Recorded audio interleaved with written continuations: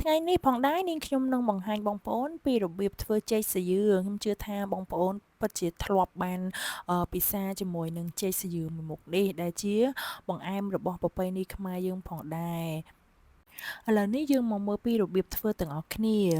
នាងខ្ញុំមានចេកប្រហែលជា3 4 5សិតដែរដែលសប្តាហ៍មុននេះខ្ញុំបានទៅស្រុកហើយអ្នកម្ដាយក៏បានបេះចេកឲ្យអញ្ចឹងណាបងប្អូនអញ្ចឹងហើយយើងយកមកបន្ទុំហើយក៏មិនដឹងថាត្រូវញ៉ាំមិនអស់ព្រោះយើងគ្នាតិចហ៎អញ្ចឹងហើយក៏បែកគំនិតថាធ្វើចេកសាយ៉ឺទៅហើយញ៉ាំជាលក្ខណៈគ្រួសារហើយក៏ចែកបងប្អូនអ្នកជិតខាងបានម្នាក់មកប្រអប់ដែរអញ្ចឹងណាបងប្អូនអញ្ចឹងជាដំបូងឡើយយើងបេះចេកហ្នឹងហើយយកចេកហ្នឹងមកលាងឲ្យស្អាតហើយយើងតម្រៀបចូលនៅក្នុងឆ្នាំងមកល្មមដែរអញ្ចឹងណាបងប្អូនព្រោះចេកយើងច្រើនស្និតដែរអញ្ចឹងបន្ទាប់ពីយើងតម្រៀបហើយយើងក៏ចាក់ទឹកចូលចិត្តពេញមួយឆ្នាំងនឹងអញ្ចឹងណាបងប្អូន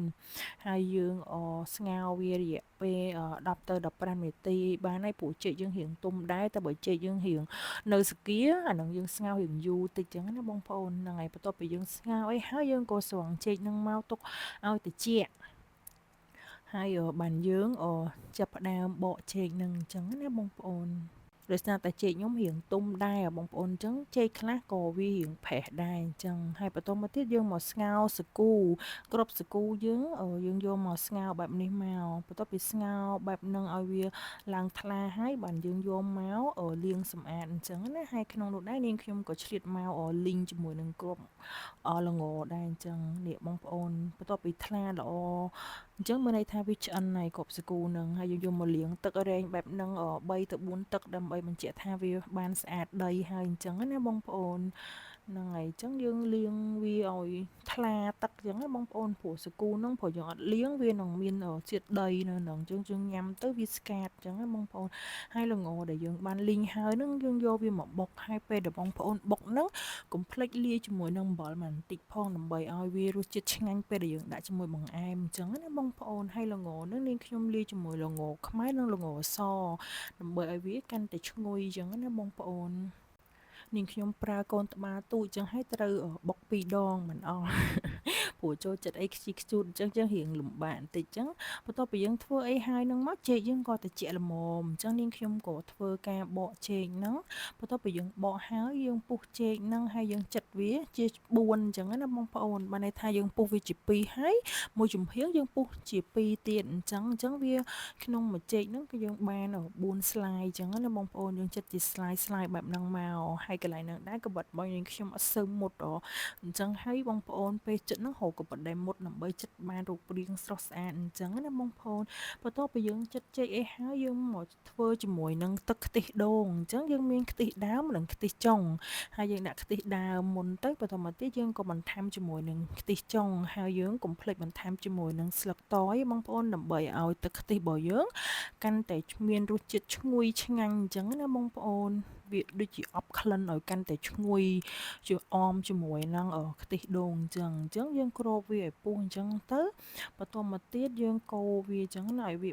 បាត់ពពុះវាអញ្ចឹងណាបងប្អូនហើយយើងបន្ថយជាមួយនឹងភ្លើងហើយយើងក៏បានដាក់ជាមួយនឹងស្ករសទៅតាមបរិមាណនៃទឹកខ្ទិះរបស់យើងអញ្ចឹងណាបងប្អូនបើបងប្អូនចូលចិត្តផ្អែមទេដាក់រៀងច្រើនតិចទៅបើបងប្អូនអត់សូវចូលចិត្តទេយើង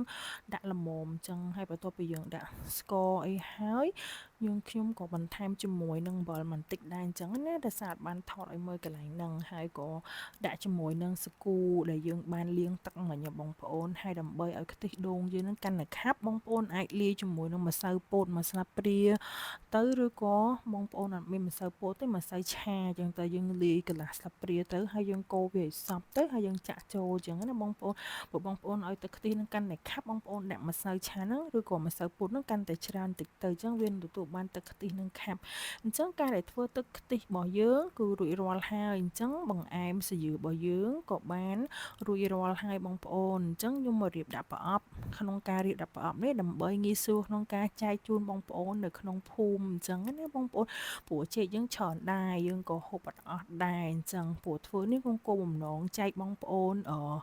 ចិត្តរដូវបុណ្យអីអញ្ចឹងទៅនាងខ្ញុំតែងតែធ្វើបង្អែមឬក៏របស់របរផ្សេងម្ហូបអាហារអញ្ចឹងដើម្បីចែកបងប្អូនអ្នកជិតខាងអីអញ្ចឹងណាបងប្អូននឹងវាក៏ជាចិត្តជ្រះថ្លារបស់យើងដែរ បន្ទាប់ពីយើងរៀបដាក់ក្នុងប្រអប់អីអញ្ចឹងមកបងប្អូនអាចស្រូបទឹកខ្ទិះហ្នឹងណាបងប្អូនយើងស្រូបពីលើអញ្ចឹងមកយើងស្រូបឲ្យរៀងច្រើនបន្តិចមកពីព្រោះដើម្បីឲ្យមានរសជាតិឈ្ងុយអញ្ចឹងណាបងប្អូនពីព្រោះចេកហ្នឹងវាផ្អែមមួយយ៉ាងហើយប៉ុន្តែបើយើងអមជាមួយនឹងទឹកខ្ទិះឈ្ងុយជាមួយនឹងគ្រាប់សាគូទៀតណាវាកាន់តែមានរសជាតិឆ្ងាញ់បន្តមកទៀតយើងក៏បន្ថែមជាមួយនឹងល្ងបុករបស់យើងអញ្ចឹងណាបងប្អូនញ៉ាំទៅគឺខ្ទិះក្រអូបពេញមាត់តែម្ដងចាហើយនាងខ្ញុំធ្វើនឹងច្រើនប្រអប់ដែរបងប្អូនបានដូចជាជិត10ប្រអប់ដែរអញ្ចឹងណាបងប្អូន